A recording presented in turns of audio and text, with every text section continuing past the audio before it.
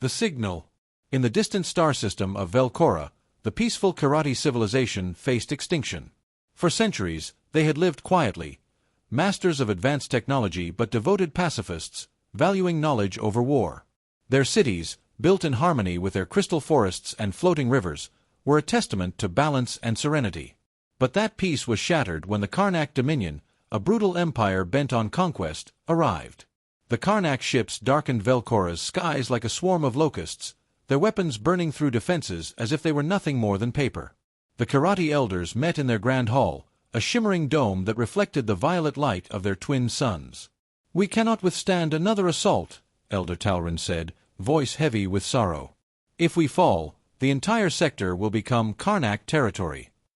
Elder Lysira, her gaze steady but grim, nodded. "Our only hope lies beyond this system. The ancient records speak of the Valari, a powerful protector race that defends the weak. We must send a call for aid." But the Valari had long vanished, leaving behind only fragments of their technology, one of which was a relic beacon designed to broadcast distress signals across the galaxy. Using this beacon, the Qirathi crafted their message, a plea for help, a cry against extinction. However, the relic was incomplete.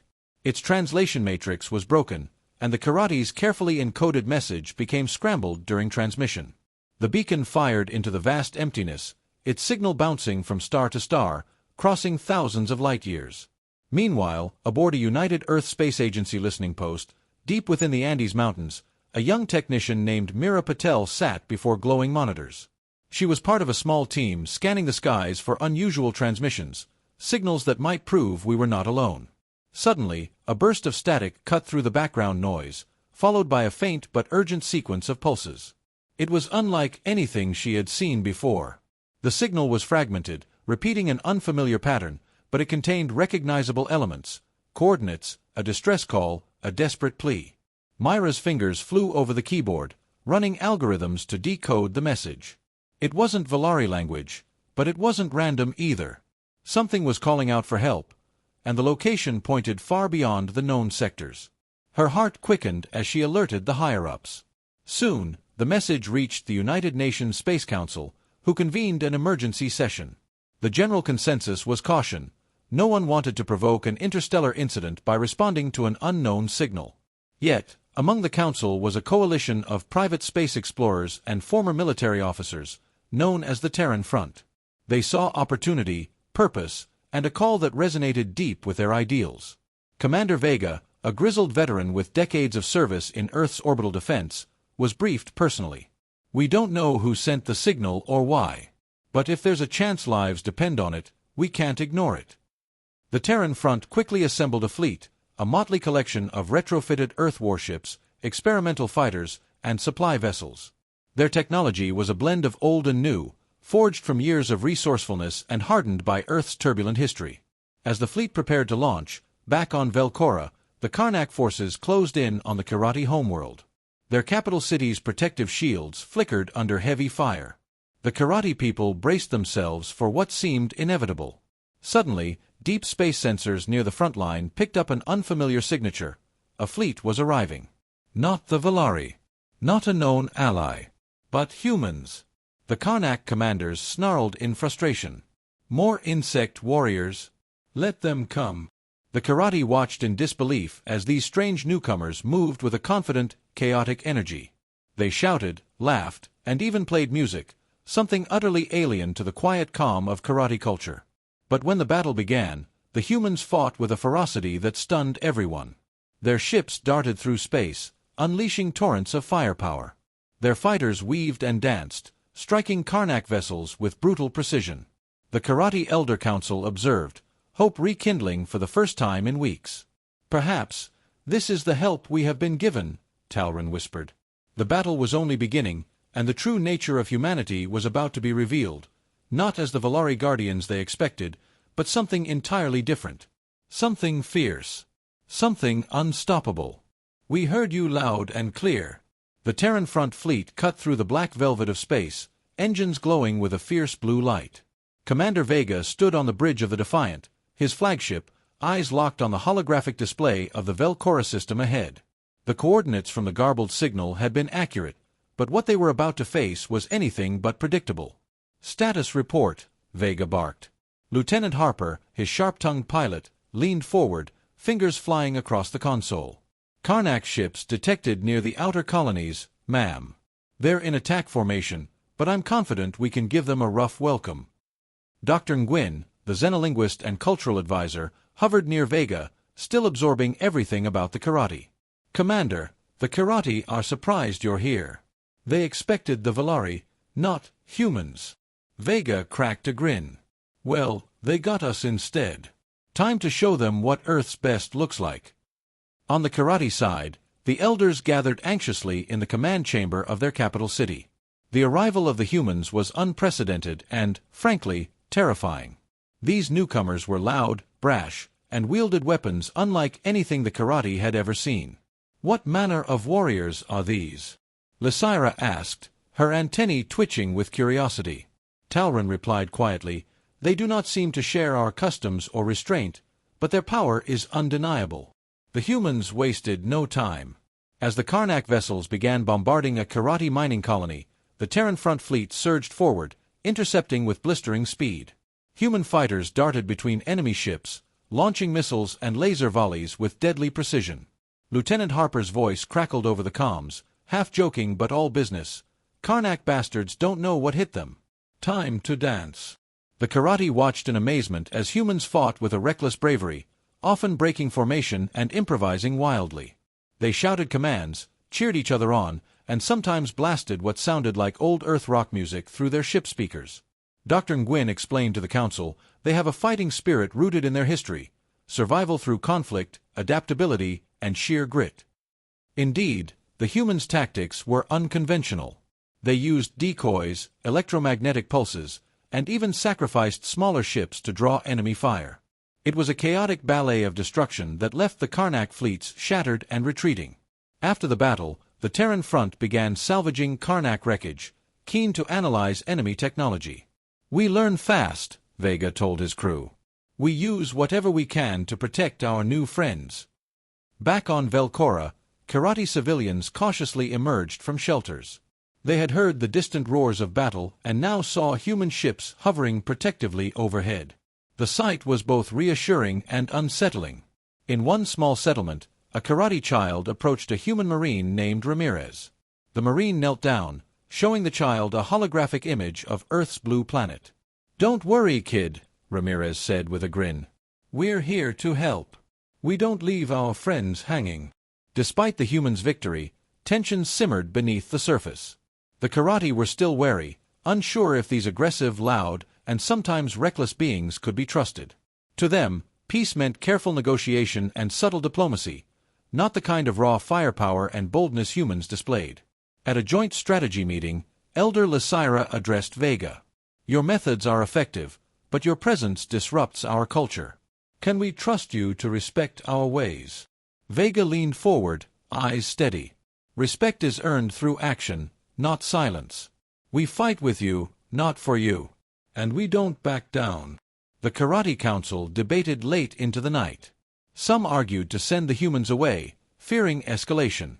Others saw that humanity's arrival might tip the scales against the Karnak once and for all. Meanwhile, intelligence reports came in. Karnak spies had infiltrated Qirathi cities, seeking to sabotage defenses and assassinate key figures, including the human commander. The humans' response was swift and brutal. Using their own unconventional methods, they tracked down the infiltrators with relentless efficiency. Captured spies revealed the Karnak's plan to launch a surprise attack on the Qirathi homeworld within days. "We've got less time than we thought," Dr. Nguyen told Vega. "The Karnak won't wait." Vega's jaw tightened. "Good. Neither will we." That night, Vega stood on the observation deck, looking out at the stars. The Qirathi, quiet and reserved, came alongside him. Talron, the elder, spoke softly. "We did not expect you, humans. You are unlike any allies we have known. You bring chaos and courage in equal measure." Vega smiled. "We're a mess sometimes. But when it counts, we don't quit." Talron nodded. "Perhaps it is chaos that we need to survive." As the fleet prepared for the inevitable, an unspoken bond began to form, not born of similarity, but respect forged in fire. Humanity had arrived. The Qirathi had asked for help, even if by mistake. And the humans answered, loud, fierce, and ready to fight. Diplomacy, the human way. The mood on Velcora shifted in the weeks after humanity's arrival. The Qirathi elders held daily meetings, torn between awe and apprehension. The humans had shattered Karnak fleets and fortified defenses, but their presence was a cultural shock to a people who prized peace and subtlety above all else. Elder Lysira, sitting in the council chamber, addressed the assembly. These humans bring power, yes, but their ways are unpredictable and violent. We must decide whether to keep them here or send them away before the Karnak see us as further provocation. Elder Talron, who had grown to respect the humans' relentless spirit, countered quietly, if we send them away, we lose our chance to survive. Outside the chamber, the streets told a different story. Humans mingled with Qirathi civilians, a chaotic but surprisingly warm mix. Marines handed out rations, engineers helped repair homes, and explorers swapped stories with curious locals. In a small marketplace, Dr. Nguyen watched a Qirathi child struggle to pronounce a simple English phrase. Nearby, Marine Ramirez smiled, patiently repeating the words as the child giggled. You want to say, we are friends, Ramirez said. Try it. Why our friend? The child said awkwardly. Close enough, Ramirez chuckled. You're learning fast. This exchange was more than language. It was a bridge between two very different cultures. Despite their differences, trust slowly grew. But not all was peaceful. Karnak operatives lurked in the shadows, desperate to sabotage this newfound alliance. Their spies had already tried and failed to assassinate Commander Vega. Now, they aimed to strike deeper. The humans responded with swift and ruthless efficiency. After capturing a spy during a failed attack on a Qirathi communication hub, Vega convened a war council. We can't just sit and wait for them to strike, Vega said. We need to root out every Karnak cell before they do more damage. Using a combination of human intelligence methods and Qirathi psychic detection, the Terran front launched coordinated raids. The operations uncovered a complex web of Karnak agents embedded within the planet cities, intent on crippling defenses before the next Karnak assault.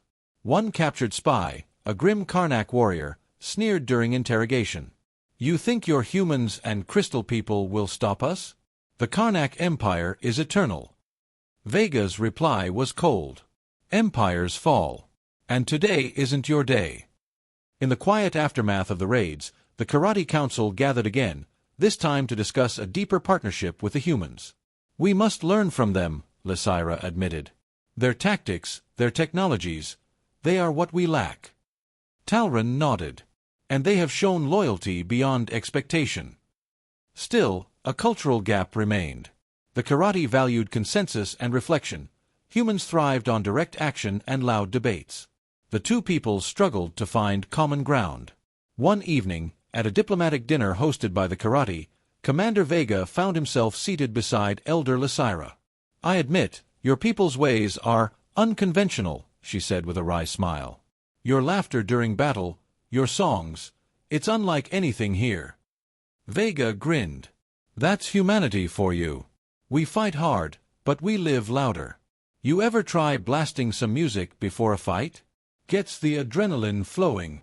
Lysira chuckled softly. Perhaps we need some of that. Meanwhile, the humans worked tirelessly to upgrade Velcora's planetary defenses. Engineers reverse-engineered Karnak tech, integrating it with Qirathi energy grids. The locals watched in fascination as new turrets sprang up overnight and shields were reinforced.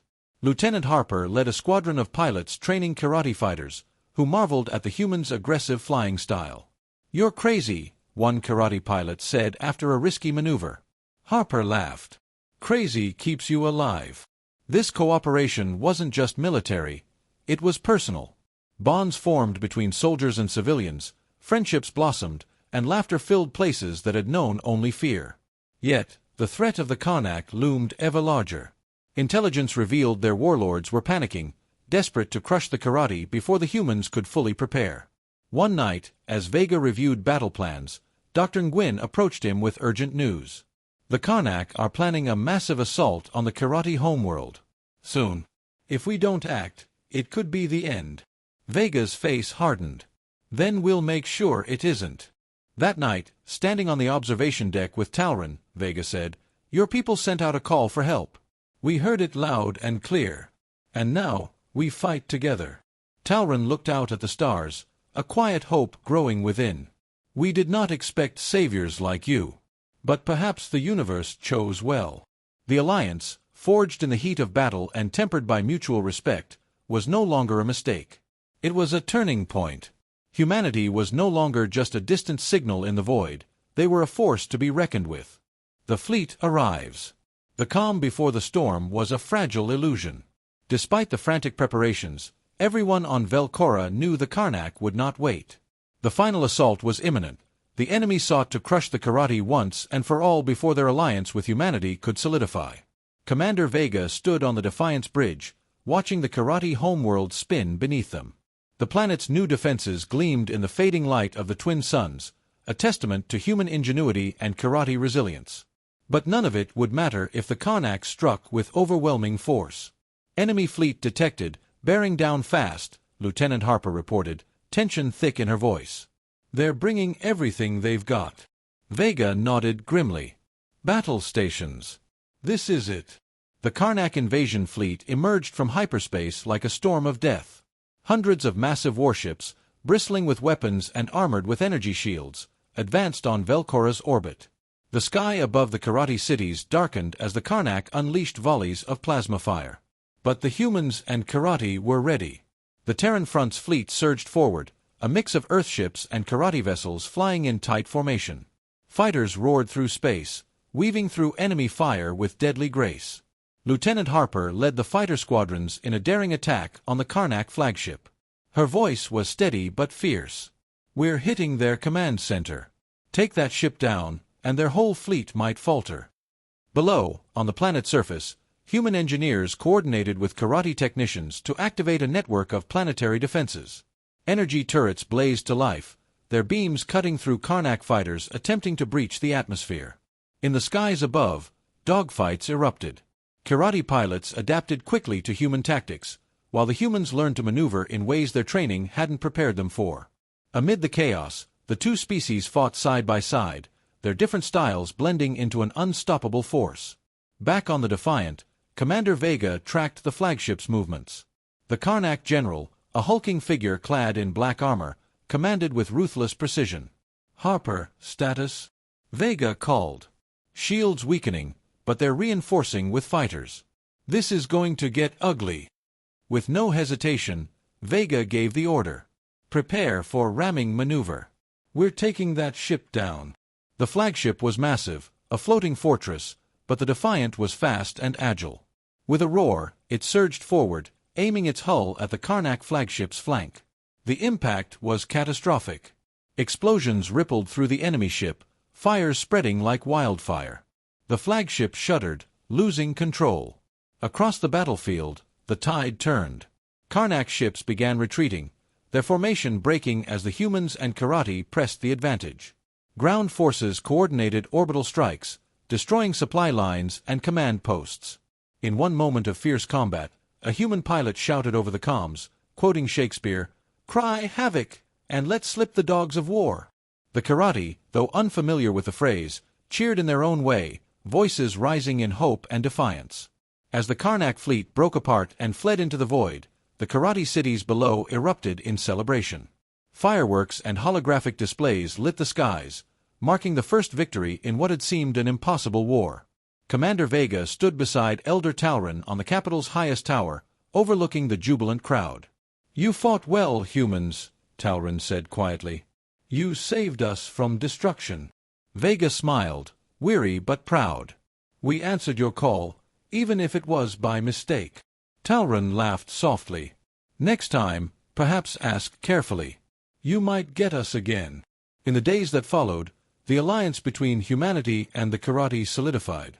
Joint councils were formed, technologies shared, and plans made for a future that once seemed impossible. The Karnak Dominion, now weakened and wary, retreated to lick their wounds, but the message was clear: Earth was no longer a backwater world. Humans were a galactic force, unpredictable, fierce, and fiercely loyal.